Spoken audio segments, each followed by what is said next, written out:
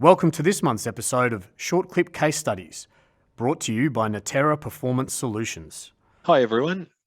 Prior to delving into the nuances of this presentation, I just wanted to thank Alex Natera for the opportunity to present this particular case study.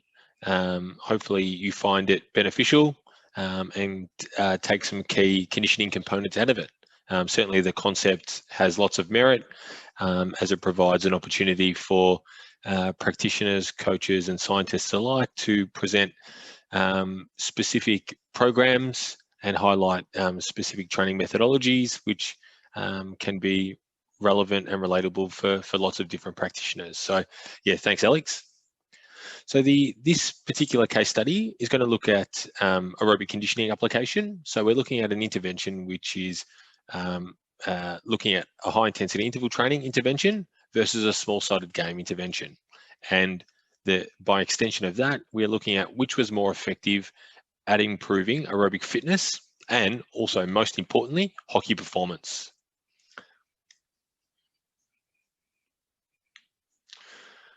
So the actual case study context is really, really important for this. And before I go into the nuances of this, it's really poignant that I point out some really key characteristics of this particular case study. The one unique factor about this was that I was able to run two starkly different interventions over the course of 2 consecutive years with the same group preparing for the same hockey tournament. So this is very unusual, and I'll explain why I was able to do that in a bit more detail. Getting into the specifics of the context, the hockey squad was preparing for a 2-week hockey tournament over 2 consecutive years, which I have already alluded to. The HIIT intervention was completed first, with the small-sided game intervention completed the following year. The change in conditioning philosophy was underpinned by a change in head coach. So I'll expand on that a little bit later. The two coaches had very contrasting philosophies about the physical preparation requirements for elite hockey. So for example, Coach 1, so in the first year, they were an advocate of using the most effective training strategy to elicit physical, physiological, and technical outcomes. In stark contrast, Coach 2 had a very strong stance against running conditioning. So essentially their philosophy was underpinned by no conditioning could be completed without them carrying a stick or completing small-sided game variations. So 2 very contrasting philosophies from coaches that I had to work with. We'll start with the HIIT intervention. So as part of this HIIT intervention, we completed a needs analysis. As part of that needs analysis, aerobic fitness was identified as a major limitation for the vast majority of the team. This was identified through baseline testing results, and for this particular group, we used the Yo-Yo IR1 as our main aerobic assessment. It is worth noting, though, that for athletes that were deemed to have met a requisite level of aerobic fitness, there was a technical focus for their sessions. So if girls happened to meet that requisite level, that meant we didn't have to include them in the high intensity interval training intervention. Rather, they would focus on technical aspects that were more important for their performance. In terms of the HIIT session structure, we completed 2 HIIT sessions per week. So session 1 was completed as a standalone high intensity interval training session, and that was completed preceding one of their gym sessions. And then session 2 was completed prior to one of their technical training sessions. And the really important point to note here is that we were only allocated 20 minutes for that HIIT session. So that's a pretty short window to bank a quality high intensity interval training session. Now let's delve into the specifics of the high intensity interval training intervention. So if we start with the 1 change of direction short high intensity interval training session, there was an intensity range of 95 to 100% maximal aerobic speed used throughout the intervention period. The HIIT duration, so total work time, was ranged anywhere from 15 to 18 minutes. That then resulted in a time at or near VO2 max of between 5 minutes and 15 seconds and 6 minutes and 20 seconds. The actual distance covered in the high intensity interval training sessions ranged from 2.3 to 3 kilometers, and the work to rest ratio used was 2:1. So that's 2 work with 1 passive recovery. And lastly, the change of directions was 1. So we'll talk about some specific components of that in a little bit more detail in a subsequent slide. But one thing that's worth noting there is when you look at things such as distance and time at or near VO2 max, those are group averages which have been used there. The second high intensity interval training session that was used as part of this intervention was a short supramaximal HIIT. So for those of you that are unfamiliar, supramaximal HIIT refers to high intensity interval training that is completed above 100% MAS, and most notably generally sits around greater than 110% MAS. In this particular intervention, I'd used maximal aerobic speed plus anaerobic speed reserve to try and improve the sensitivity of the prescription of this particular session. In terms of the HIIT duration, similar to the preceding session, it was 14 to 16 minutes. That then resulted in a time at or near VO2 max of just under 5 minutes through to 5 minutes 30. HIIT distance was a little bit less than the 1 change of direction short HIIT session, and that was 2.2 to 2.7. And we had 2 distinctly different features with this session, and that was a work to rest ratio of 1:1, so 1 work, 1 passive recovery, and there was no change of direction in the short supramaximal HIIT session. Now let's break the 1 change of direction short HIIT session down in a little bit more detail. So the change of direction. So there was a cost of 0.7 seconds per 180-degree change of direction. So the reason for that is trying to ensure that the stimulus imposed on the athletes is equivalent with someone that's completing the session in a straight line. So for example, if there was particular athletes whereby the change of direction was contraindicated, we would use a straight line 2010 session. So what we needed to ensure was that for those completing, or those athletes completing the 2 drastically different sessions, we needed to make sure that the stimulus being imposed was equivalent. And the best way to do that was associate a cost with each change of direction. The work to rest ratio, so the 2:1 was strategically prescribed, as that induces an effective aerobic stimulus whilst also keeping running speed down. Now, this was particularly important for this session because the session was completed 3 days post-game, and we're really keen to moderate the speed as to mitigate injury risk for this particular session. And then the last point I want to make on this particular session was the time at VO2 max. So there's a great article published by Martin Bichette and Paul Lawson, and they discuss the time at or near VO2 max requirements for team sport athletes, and they stipulate anywhere between 5 to 7 minutes is gold standard. So in this particular session, you can see that we were able to achieve that by the duration of our HIIT sessions. The other thing that works in our favour is the utilisation of short passive recovery periods. That results in a stable heart rate and oxygen consumption response, and those passive recovery periods are included in the total work, therefore maximising the session effectiveness. Now let's move on to the short supramaximal HIIT session. So when we look at the supramaximal intensity, as I alluded to, that's greater than 110%. In this particular example, it's mass plus 20 to 30% ASR. The nuances of that prescription are probably beyond this presentation because I'll run out of time, but certainly feel free to approach me with any questions or queries that you might have if you're curious about this concept after the presentation.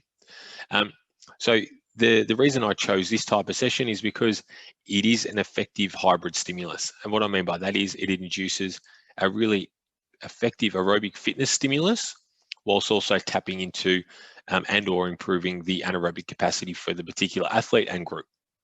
This is achieved through type 2 fiber recruitment, so the recruitment of fast twitch fibers, and then as a result of that, there's a more profound blood lactate response that accompanies this session. As I touched on previously, the utilization of ASR over just percentage MAS improves the supramaximal HIIT prescription accuracy and effectiveness. So that is particularly relevant for players that are identified as either fast or slow.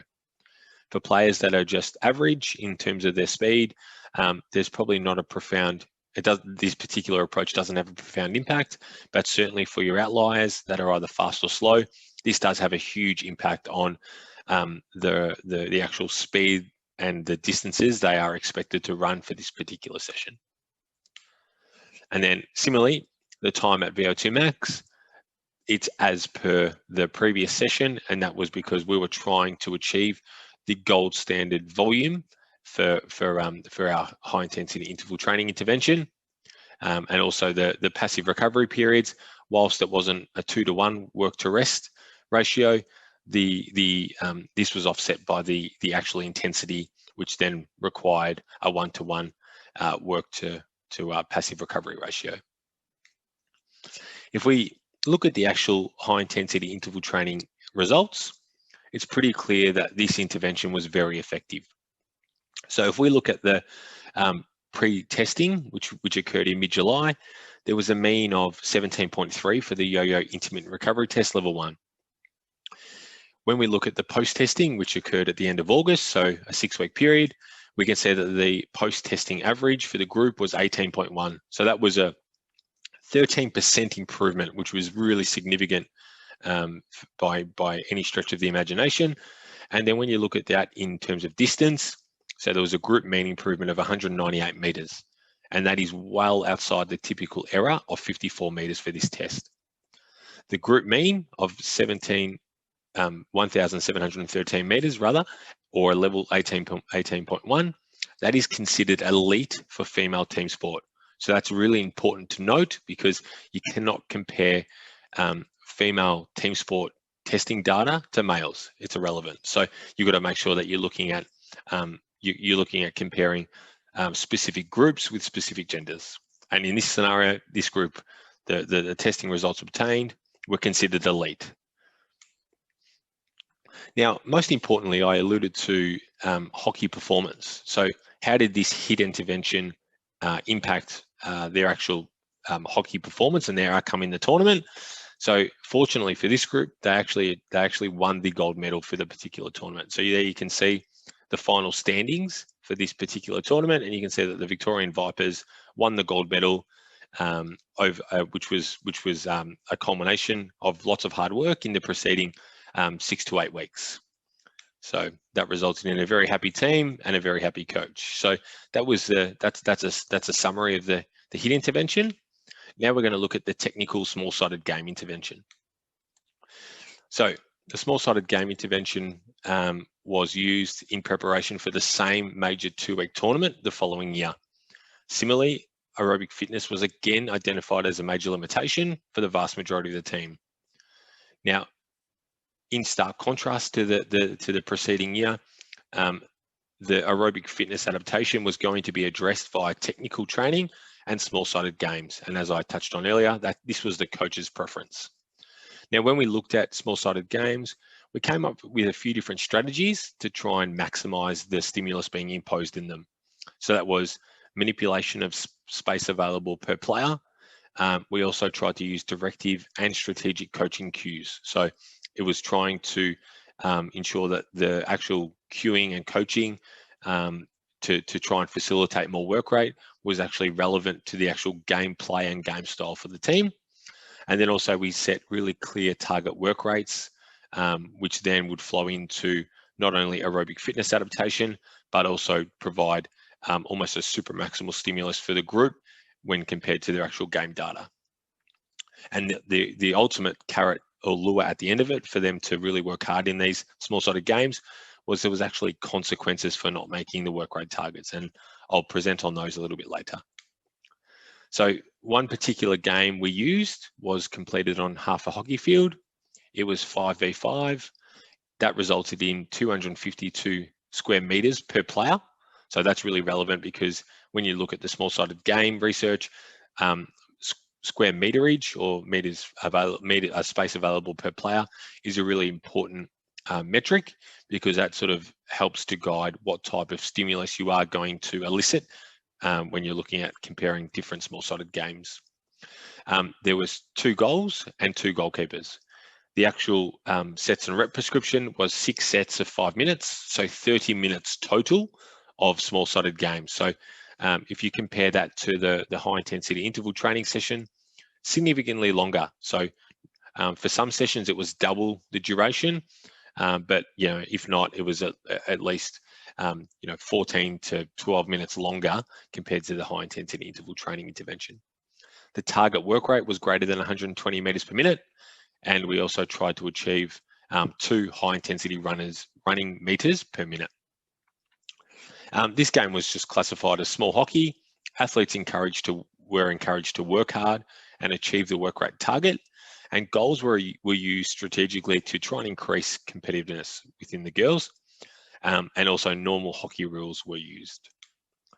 Now, game number 2 was completed again on half a field with 5v5. That resulted in the same amount of space available per player. This time there were 4 goals, no goalkeeper.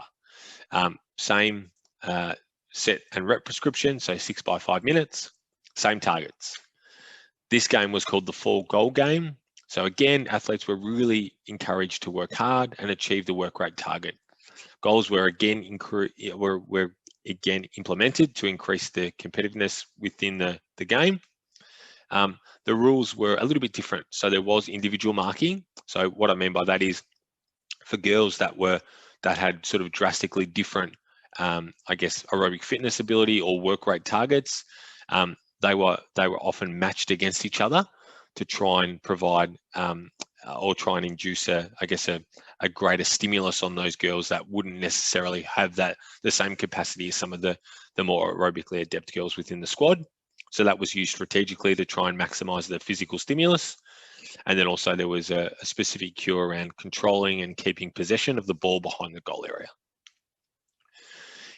A little bit more detail, we used live GPS to track these sessions. So that was really important, because basically at the end of each 5-minute block, I was providing information to the coach, and then the coach was feeding this information to the athletes. So that was achieved through constructive, meaningful, and tactful cueing, not just running harder, which can be the risk with some of the small-sided game interventions. Work rate, some observations we were making was work rate targets weren't being achieved by identified players, and coincidentally, these happened to be our most happened to be our most talented players. And there was also some really clear positional work rate limitations. So one of the clear ones that we were able to identify was that the fullbacks had very limited opportunity and capacity for high work rate in the small-sided games. And that was just by virtue of the fact that their positions didn't demand high work rate in these particular games. So we had to think about strategies to overcome that. This was an overview of what we would use to construct the small-sided game. So a lot of the information that we've already covered is clearly evident in this particular Excel spreadsheet. Now, one of the couple of key things we want you to look at here is the objective was really clear. So that was aerobic fitness.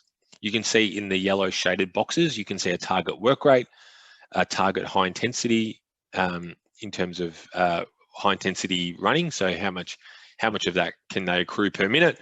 And then also we had an expected total distance. So that was simply work rate times the duration. And you can see there that over the course of the 5 sets of 6 minutes, you can see that there was an expected distance of 3,600 meters. Now, what you can see there in the green shaded boxes or cells, you can see that when an athlete achieved an actual work rate of 110 meters per minute, that resulted in a shortfall of 300 meters. So we can see here, target of 3,600, actual of 3,300. That meant we implemented top-up conditioning with these particular players.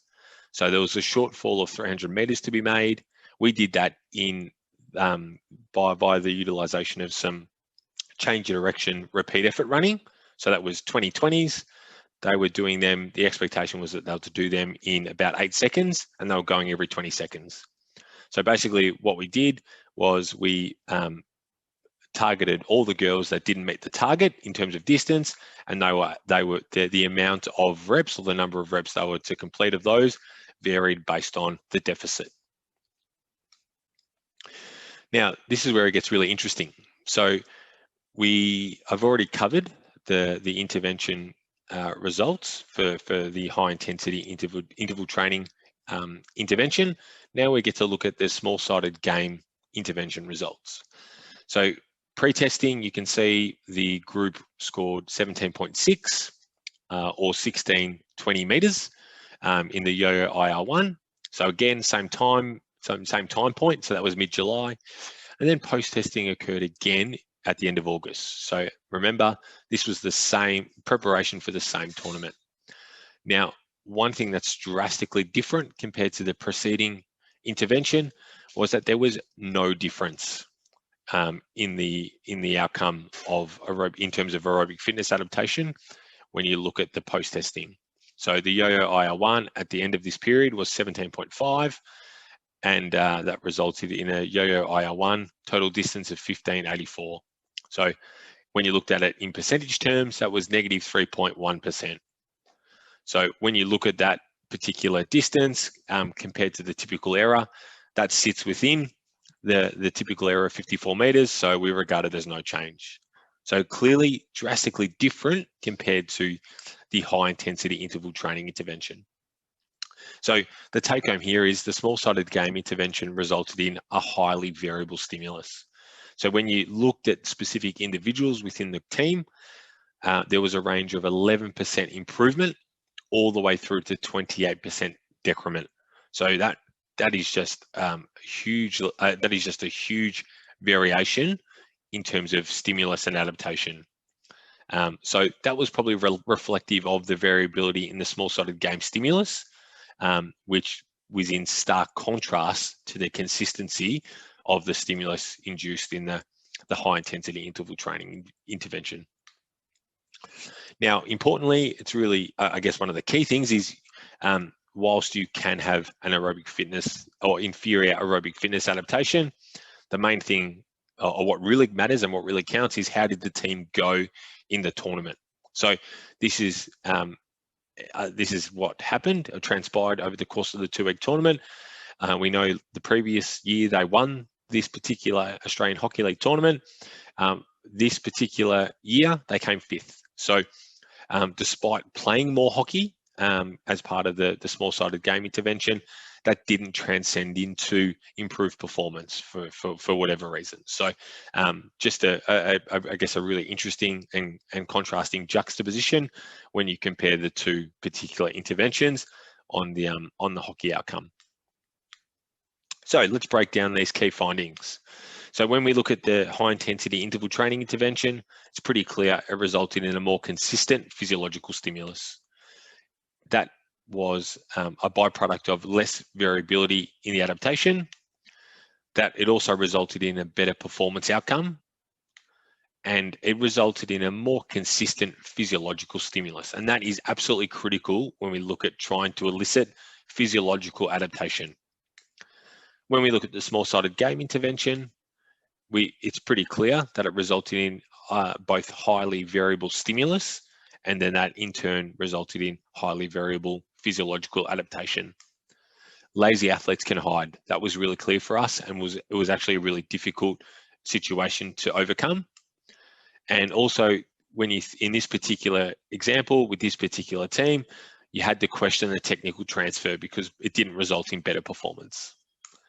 So really, the take-home messages are both are viable conditioning options. However, you just have to be mindful of and wary of the limitations that are present for both particular intervention styles. That is a wrap for the presentation. Hopefully you found it beneficial. And also just want to thank Alex again for the opportunity to present. And if you have any questions or queries, feel free to contact me on either Instagram or the email listed in the slide.